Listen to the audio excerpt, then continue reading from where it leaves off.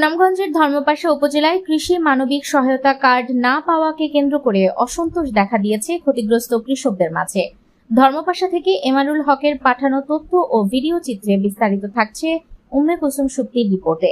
অভিযোগ রয়েছে, উপজেলার বেশ কিছু প্রকৃত কৃষক এখনও সরকারি কৃষি মানবিক সহায়তার তালিকাভুক্ত হননি, অথচ একই এলাকার অন্য অনেক কৃষক ইতোমধ্যে সহায়তা পেয়েছেন। এতে বঞ্চিত কৃষকদের মধ্যে হতাশা ও ক্ষোভের সৃষ্টি হয়েছে। বঞ্চিত এক কৃষক বলেন, আমরা কৃষকরা পাইছি না, অন্য জায়গায় লোক পাইছে, কিন্তু আমরা এখনো সহায়তা থেকে বঞ্চিত। এই পরিস্থিতিতে ক্ষতিগ্রস্ত কৃষকরা লিখিতভাবে ধর্মপাশা উপজেলা নির্বাহী কর্মকর্তার বরাবর অভিযোগ জমা দিয়েছেন। অভিযোগপত্রে তারা দাবি করেছেন, প্রকৃত ক্ষতিগ্রস্ত কৃষকদের তালিকা পুনরায় যাচাই করে ন্যায্যভাবে মানবিক সহায়তার আওতায় আনা হোক। তাদের অভিযোগ, মাঠ পর্যায়ে সঠিক যাচাই না হওয়ায় অনেক প্রকৃত কৃষক সরকারি সহায়তা থেকে বঞ্চিত হচ্ছেন, যা কৃষি নির্ভর জীবনে আরও সংকট তৈরি করছে। এ বিষয়ে ধর্মপাশা উপজেলা নির্বাহী কর্মকর্তা জনি রায় জানান, লিখিত অভিযোগটি গ্রহণ করা হয়েছে এবং বিষয়টি তদন্তের মাধ্যমে যাচাই করা হবে। প্রকৃত ক্ষতিগ্রস্তদের ন্যায্য অধিকার নিশ্চিত করতে প্রশাসন কাজ করবে বলেও তিনি আশ্বস্ত করেন।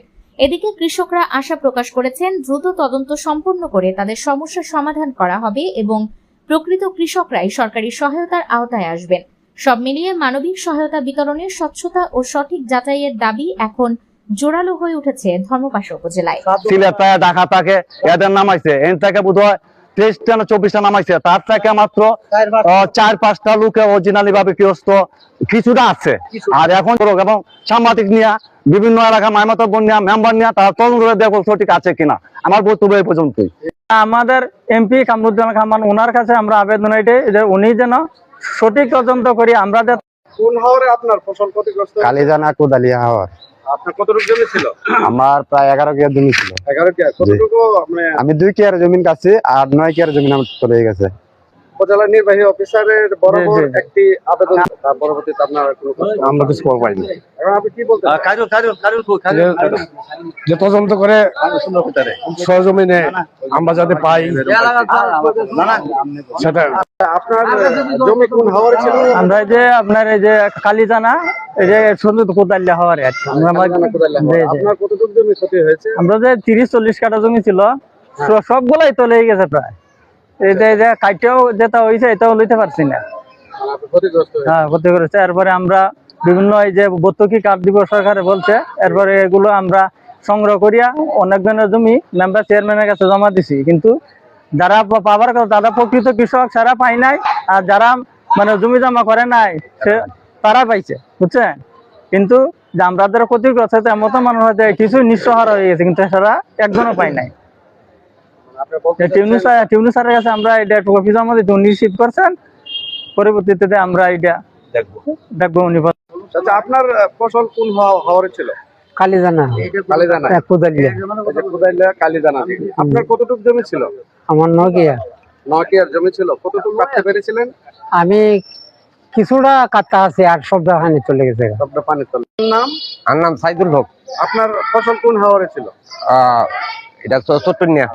চট্টনিয়া হাওরে। আপনার কতটুকু জমি ছিল? আমার 3.5 হাল। 3.5 হাল জমি ছিল। কতটুকু কাটতে পেরেছিলেন? আমি 3 হাল মতন কাটা হয়েছে, আর 6 কেয়ার জমি তল গেছে। মানে 6 কেয়ারের মতো জমি তল গেছে।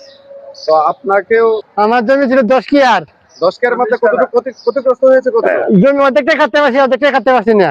মানে অর্ধেকই ক্ষতিগ্রস্ত হয়েছে। কেন ক্ষতি হয়েছে? বন্যায় তল হয়ে যাচ্ছে। বন্যা না, মানে জলাবদ্ধতা।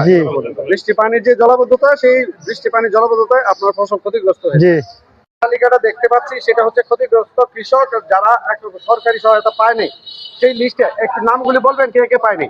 হ্যাঁ, অবশ্যই। মোহাম্মদ মুক্তু মিয়া, মোহাম্মদ আনিসুর রহমান শাহ, শাহজামাল শামীম, মোহাম্মদ নাজিম উদ্দিন, মোহাম্মদ নাফিস শাহ, মোহাম্মদ বুরহান উদ্দিন, মোহাম্মদ জিয়াউর রহমান, শাহ মুজিবুর রহমান, মজুল হক, ফুকন মিয়া, সাবায়ত হোসেন, নিজামুদ্দিন, সাইদুল ইসলাম, উজ্জ্বল মিয়া, মিজানুর রহমান, আবু বকর সিদ্দিক, আবু আলী শাহ, ময়না মিয়া, আব্দুল আওয়াল মোহাম্মদ কামাল মিয়া ওকে, মানে এই সমস্ত লোকজন ম্যানুয়াল ভাবে